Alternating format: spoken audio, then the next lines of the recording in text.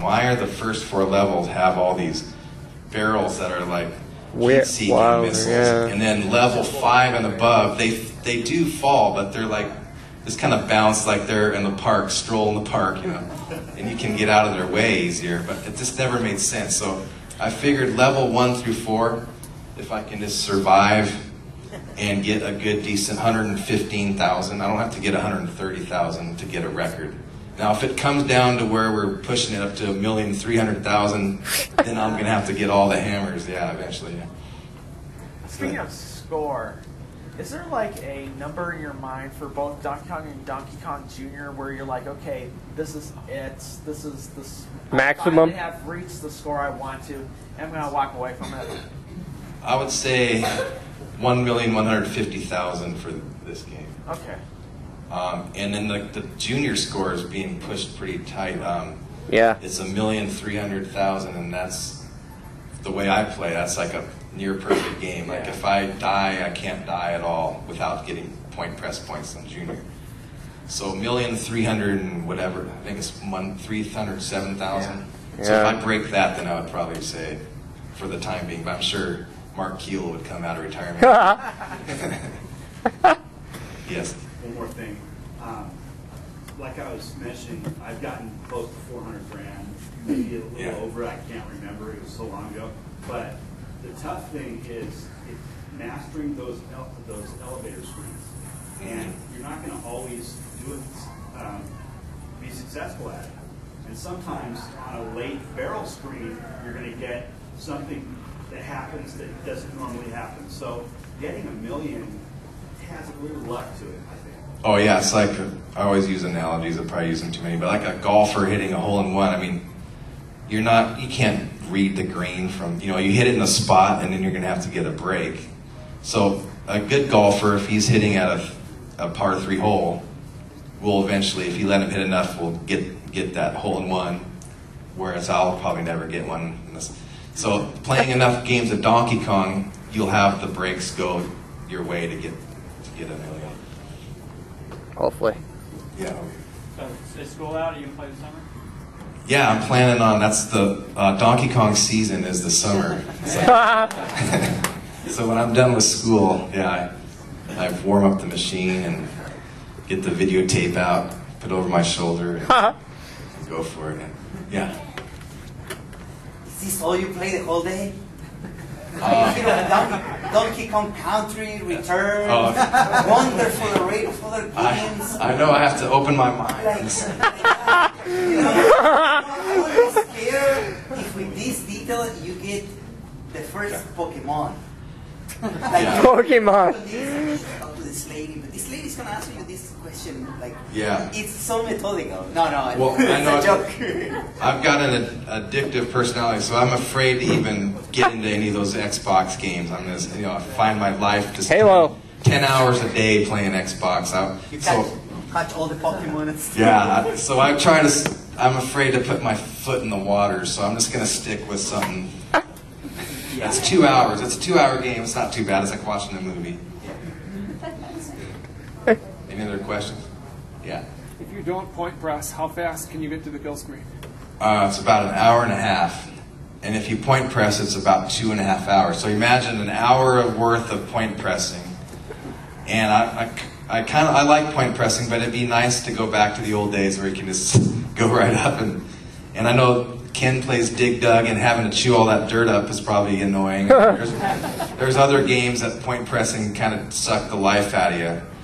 Junior. Donkey Kong's not too bad with the barrels, but Junior is a one that the Mario hideouts you have to sit through and jump those sparks and just fall asleep during that game. Now, this is a real question though. Real question. The other one was a joke. Me and a couple of friends, when we were watching The King of Kong, we were kind of like debate. Yeah. If the game didn't have a kill screen, how long these guys will go playing over and over for 4 hours? So, and I'm like, someday I'm gonna meet this guy. I'm gonna ask him that question, like, how long if the game didn't have a kill score or like a kill screen, or they just make one that they say, okay, go Steve, just. Yeah, surprises here. that'd be Like interesting. Joe's. Your mind, how something like long do you think you can go playing? How many points or how long? How long? And Or it's either, pretty doesn't much, matter. pretty much like your idea. Like, 2 million. Sanders' record again, 3 million. say no boundaries. You Yeah, don't I'm have trying to think. I've never got to the kill screen on my first guy. I've had like one death, so maybe if you're not point pressing, that makes a big deal. If you don't point press barrels and just waltzing up the screens, probably get over 2 million, I would imagine. I hope so, at least. I mean, but that's a long time playing. But that'd be interesting to have I don't know if anyone would want to do that. It kind of takes away the historical kill screen aspect. I don't think anyone wants to like make a code that doesn't have the kill screen. It kind of sacrilege, you know. You're going to keep it to the original game, and it makes it more interesting to have a final screen too. So the mountain has a peak. Yeah. Alright. Yeah. I mean, I guess theoretically you could go on forever, but eventually you're going to get you're going to get a bad barrel, you know, something's going to come up, aggressive fireballs. Yeah. Yeah. Real quick, you know the history behind that Donkey Kong 2 machine? Is that something that was kind of put together because we didn't have that in the 80s? The Donkey Kong 2K? The Donkey Kong 2 machine. It's the one that has different levels. Yeah. Jeff Koscheski, what's his name? Something like that. Ski, just call him Ski. He developed, I remember at California Extreme about 5-6 years ago, he was working on that. And it's really tough. It's frustrating because the tolerances are like oven. There's like 1 pixel away from death on a lot of these little obstacles. So, but he developed it. And I don't know if Nintendo. Is there any copyright infringement with that? I mean, I guess not. He's marketing it, and they probably don't care. It's such an old game. Nintendo told them they like the product. They'd be more likely to buy it sooner. Yeah. Right now, they don't care about the Yeah, it's not like he's making a fortune. I mean, it's just a hobbyist that come up with a cool idea. So, yeah, that's all I know about that. There was someone back here that, yeah. What's your D2K for score? D2K, I think I was playing it for like a couple of weeks and got 160,000. Wow, that's good. That's good. Then it was fun. I was figuring it out. Then I think Hank Chen broke my Donkey Kong, so I went back to Donkey Kong. Or something always gets in the way. I want to play Popeye one day, and every time I try to get to the Popeye game, I have to fight for the Donkey Kong world records. I don't know if I'll ever get to Popeye. Yeah. Are you still playing Junior? I haven't played Junior for a while.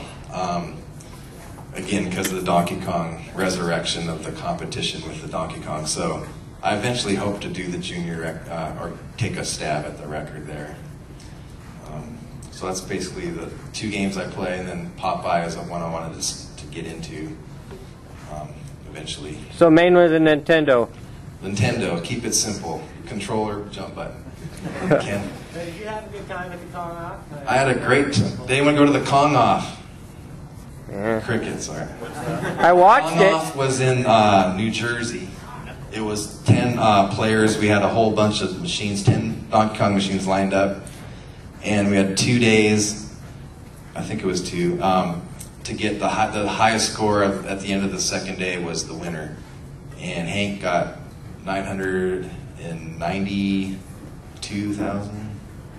Close to 980 or something like that, right? something like that. And I was leading. I thought I actually had it won.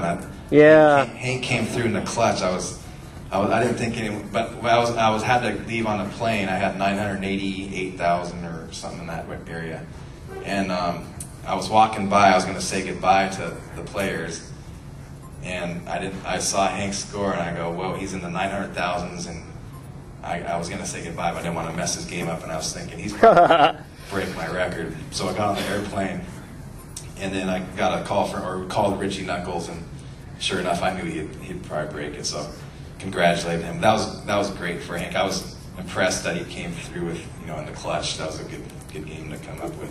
What's the story with Billy Mitchell, who said a joke he was supposed to be here this weekend? Oh. I didn't.